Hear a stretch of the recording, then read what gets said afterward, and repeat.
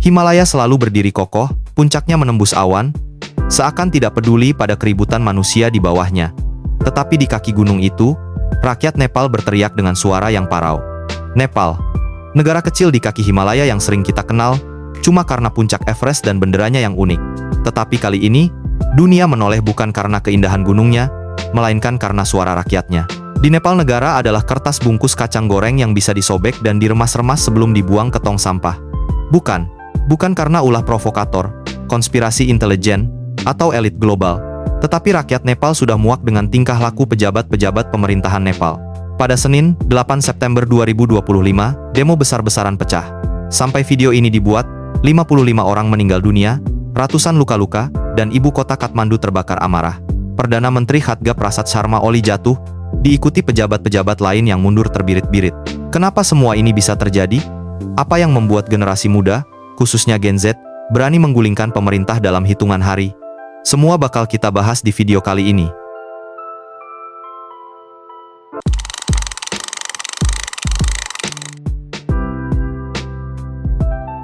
Untuk memahami demo ini, kita harus mundur jauh ke belakang. Nepal bukan negara yang tiba-tiba ribut tanpa alasan. Sejarahnya selalu penuh ketegangan antara penguasa yang menindas dan rakyat yang melawan. Nepal awalnya diperintah oleh dinasti Likchavi, yang bukan cuma mengurusi kerajaan, tetapi juga membangun fondasi kebudayaan Hindu-Buddha yang masih bisa kita lihat jejaknya sampai sekarang. Kota-kota penting seperti Kathmandu mulai berkembang, kuil dan istana dibangun dengan megah. Sistem pemerintahan saat itu relatif stabil, tetapi kekuasaan sangat terpusat di raja dan bangsawan. Setelah Likchavi, dinasti Malla mengambil alih. Mereka terkenal karena membangun arsitektur khas Kathmandu yang menakjubkan.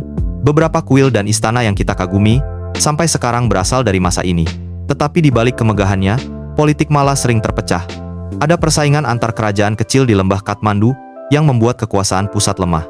Persaingan ini membuka jalan bagi munculnya dinasti baru yang lebih agresif.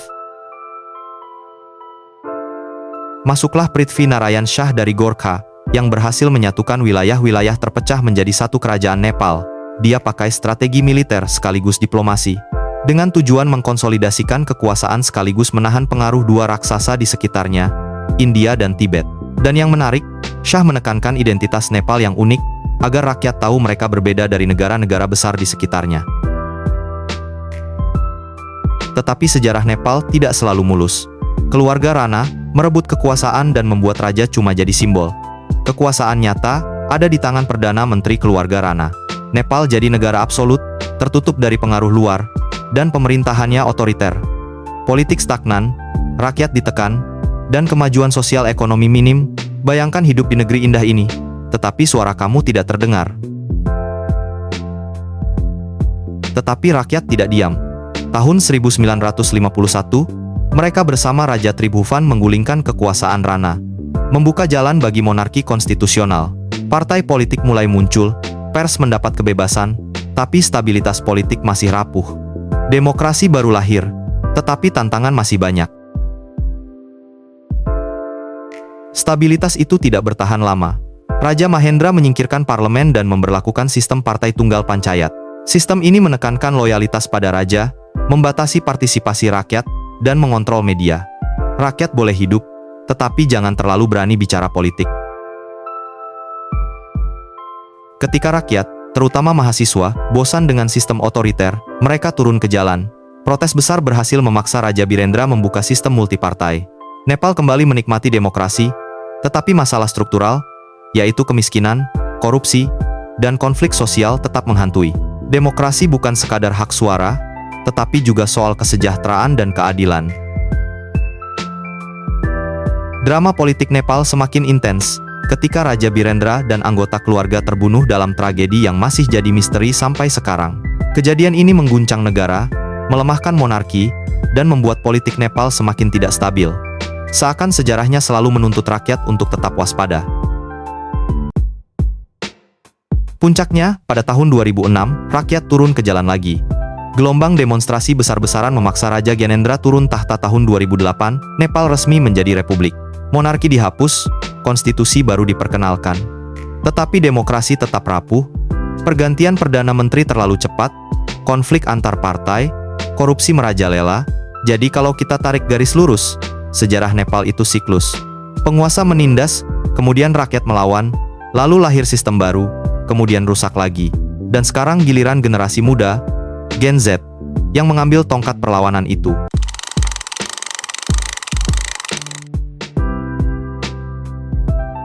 Semua bermula tanggal 4 September 2025. Pemerintah Nepal tiba-tiba memblokir 26 sosial media. Alasannya? Karena perusahaan-perusahaan itu belum daftar ke sistem baru pemerintah. Tetapi rakyat, terutama anak muda, nggak percaya. Mereka yakin ini cuma akal-akalan pemerintah untuk membungkam kritik. Karena sebelum pemblokiran terjadi, Gen Z Nepal ramai-ramai membongkar kelakuan pejabat dan keluarganya di sosial media. Pejabat dan keluarganya pamer mobil mewah, barang-barang mewah, pesta di hotel, jalan-jalan ke Eropa, sementara rakyat kesulitan cari kerja. Itu semua viral di sosial media. Nepal bukan negara kaya. Hampir seperempat ekonominya bergantung pada remitansi, uang kiriman pekerja migran di luar negeri. Banyak anak muda harus kerja di Qatar, Arab Saudi, atau Malaysia, karena di dalam negeri mencari pekerjaan lebih sulit dari menemukan jarum di tumpukan jerami. Bayangkan frustrasinya mereka ketika melihat pejabat dan keluarganya hidup foya-foya, sementara rakyat susah makan. Tanggal 8 September 2025, ribuan anak muda turun ke jalan. Awalnya damai. Tetapi di sekitar parlemen, situasi berubah. Ada gerombolan pria bersepeda motor, lebih tua dari rata-rata demonstran. Banyak yang curiga mereka penyusup. Ketika massa coba menerobos barikade, polisi langsung balas dengan gas air mata, meriam air, bahkan peluru tajam. Hasilnya sangat tragis, sampai video ini dibuat sebanyak 72 orang meninggal dunia, ratusan korban lain masih menjalani perawatan intensif. Hari berikutnya, 9 September 2025, situasi semakin memanas. Gedung parlemen dibakar, kantor Perdana Menteri dibakar, rumah pejabat dibakar, sampai istri salah satu mantan Perdana Menteri Nepal ikut terbakar, Menteri Keuangan bahkan dikejar sampai loncat ke sungai. Negara seakan runtuh dalam sehari. Dan Sharma Oli mengundurkan diri dari Perdana Menteri Nepal, diikuti pejabat-pejabat lain yang mundur terbirit-birit. Dalam kekacauan itu, satu hal mengejutkan terjadi, sebuah aplikasi bernama Discord, aplikasi tempat nongkrong gamers, berubah menjadi ruang sidang rakyat. Anak-anak muda pakai Discord untuk diskusi, voting, bahkan menentukan siapa pemimpin yang mereka dukung. Dari reruntuhan puing-puing negara yang diremas-remas itu, akhirnya, mereka sepakat mendukung mantan Hakim Agung Sushila Karki jadi Perdana Menteri baru. Dari demo jalanan, Discord, sampai melahirkan pemerintahan baru, semua dalam waktu kurang dari seminggu.